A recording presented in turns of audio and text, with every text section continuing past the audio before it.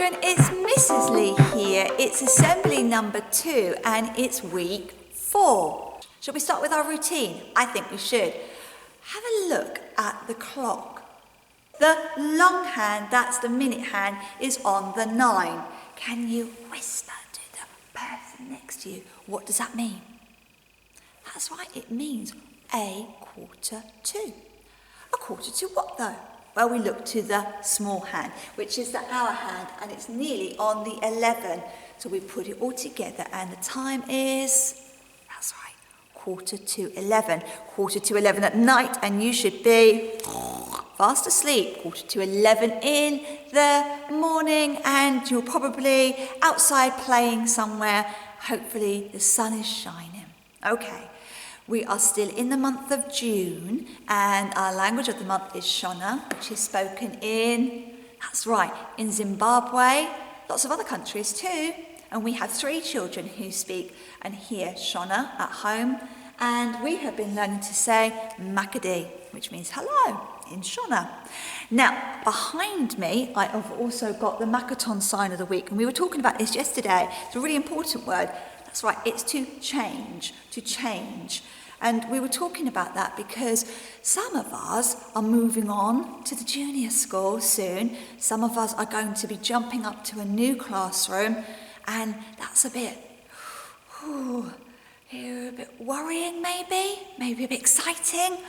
I don't know, and all of us might feel a little bit different, but it's okay, change is good. In fact, sometimes you might want to do something that everybody says that you can't do. All right, so you know what Mrs. Lee's been practicing. What do I usually do in the hall? That's right, I've been practicing to go on my roller skates. And that was a bit of a change because this time last year, there was no way that I thought that I could put a pair of skates on and stand up in them, let alone skate around the hall. And I've been practicing, and I think I'm getting a little bit better. All right, I don't think I'm the best skater yet, that's okay. All right, but I'm going to keep practicing. And I think some people, when I said I was going to buy some skates, went, really?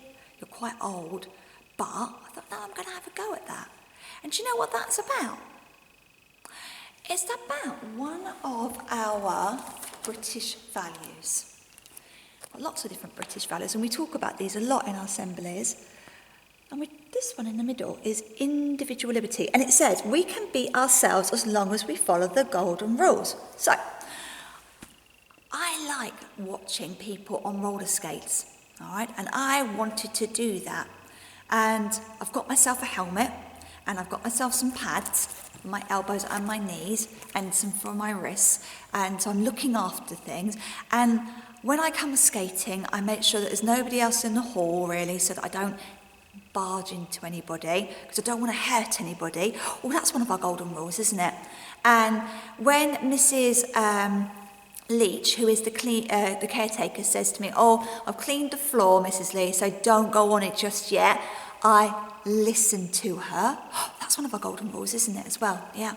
So I keep the golden rules, and I'm doing something I don't think I'm hurting anybody. And if you don't want, because I do it on my own, if you don't want to watch me, you don't have to see, do you? So I'm not going to offend anybody. Okay. Now, I'm going to read you a story about somebody who wanted to do something a little bit different. And first of all, everybody said, no. But she was a bit like Perseverance Parrot, and she didn't give up. She had an idea. It's very similar to this story which I've read earlier in the year, which was called Dogs Don't Do Ballet. It's called Elephants Don't Do Ballet. Now, you might have read this book. It's been in our school for quite a while. It's actually getting a little bit tatty. So please look after it if you do come and borrow it from outside my office later on.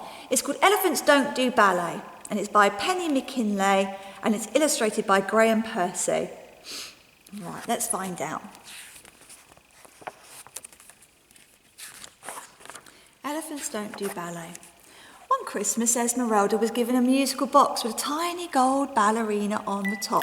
And when the music played, the ballerina twirled elegantly round on one leg. I want to be a ballerina, said Esmeralda. and her brother Ernest snorted into his bucket of milk.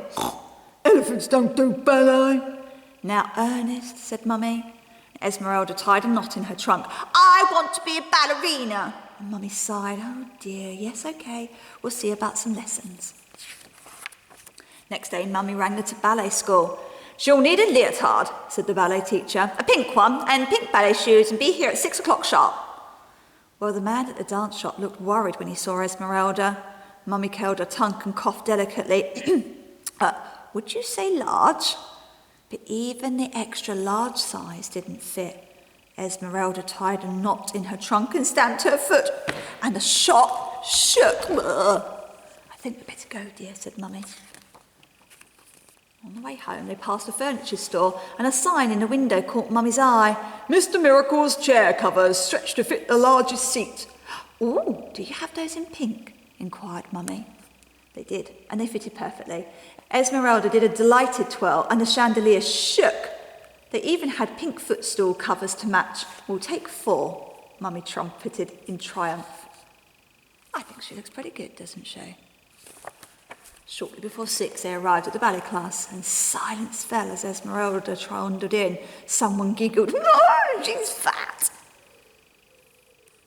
Esmeralda tied a knot in her trunk. Oh, ignore them, Esmeralda, said Mummy. Do untie your trunk, dear. It doesn't look nice. Oh, I think those girls are being very kind. I don't think so. Well, the lesson started, and Mummy wrapped her trunk tightly around her eyes and ears. I wonder why she's doing that. First, girls, said the teacher, we shall learn to point our toes. Right foot clap, left foot clap. Off we go. Esmeralda got in a terrible tangle.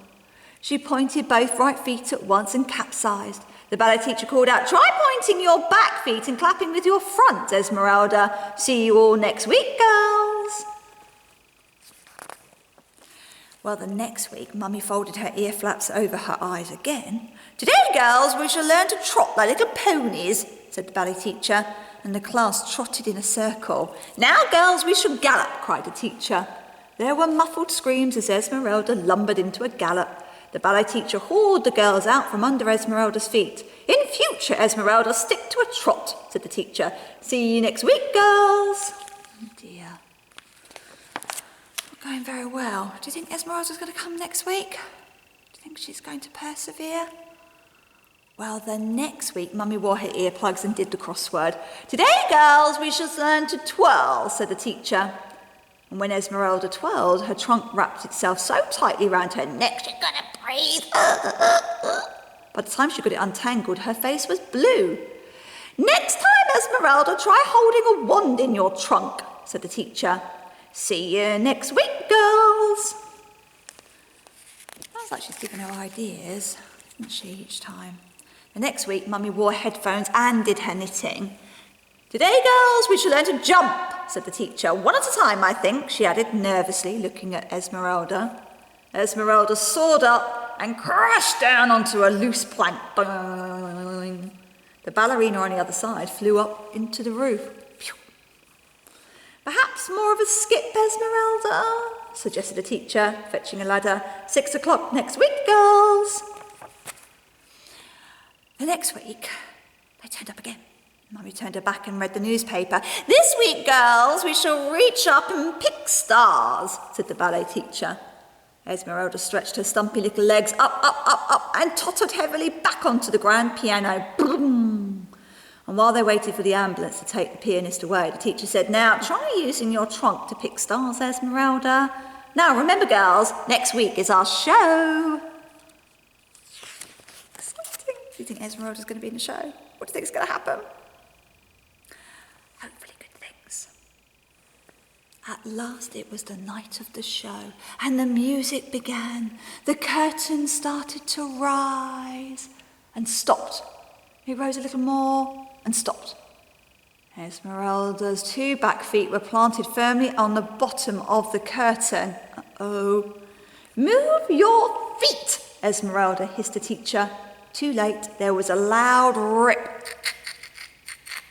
And the curtain came crashing down, burying Esmeralda and all the little ballerinas in an orange velvet heap. Ba-boom.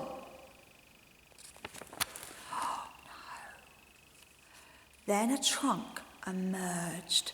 From under the curtain with a heave, Esmeralda rose and twirled the curtain gracefully above her head, while the little ballerinas clung to the edge like stars.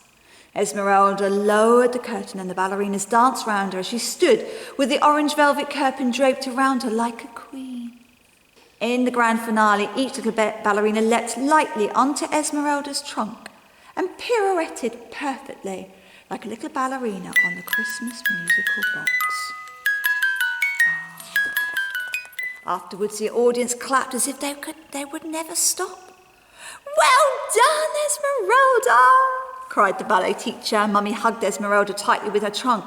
Ernest, Esmeralda's brother, tugged at Esmeralda's tail. "You were right. Elephants can do ballet." On the way home, they passed the ice skating rink, and outside was a picture of a lady skating, and Esmeralda's eyes glinted. What do you think she's going to say? "I want to be an ice skater," she said, and Ernest choked on his bubble gum. "Elephants can't. I want to be an ice skater." Esmeralda stamped and the pavement cracked. Mummy sighed. "Yes, dear, I'll see about lessons." Do you think Esmeralda will make a good ice skater? I think she would if she perseveres. She obviously isn't very much like Kevin, is she? Remember Kevin in our book? Kevin the koala. He didn't like change, did he? He wanted to do the same thing. Seems like our friend Esmeralda likes to do new things. And she has to put that little bit of hard work into it because it doesn't come easily. Oh, well done, Esmeralda. I hope that you're going to be like Esmeralda. I hope that you're going to try and embrace change, the new things that start coming your way. Maybe if you've got to go to your new classroom, meet your new teacher. Maybe if you pop over to the junior school and you see Mr. Davis, you have a new head teacher. Okay, I hope that you're going to think, okay, I'm going to have a go at this. I'm going to remember the golden rules. They're going to stay the same, aren't they, wherever I go? Okay, I know you can do this, children. Okay, remember, if you are feeling scared or worried, or even if you are excited, come and talk to me and tell me about it. Okay? Right, we're going to finish there with our school prayer. Help me to do the things I should, to be to others kind and good, in all my work and all my play, to grow more loving every day. Amen. I will see you in one sleep's time. Bye.